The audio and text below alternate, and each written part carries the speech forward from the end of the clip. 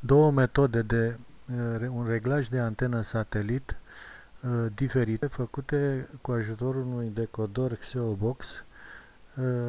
Prima metodă este cea a unui reglaj normal pe o anumită frecvență pe un anumit satelit.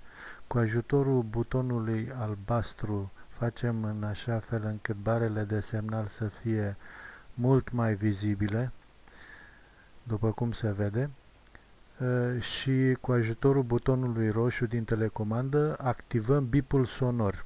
Iar reglajul se face dreapta-stânga pe antenă până avem maximum din barele de semnal, iar bipul este cel mai puternic. A doua metodă este cu ajutorul funcției Easy Find.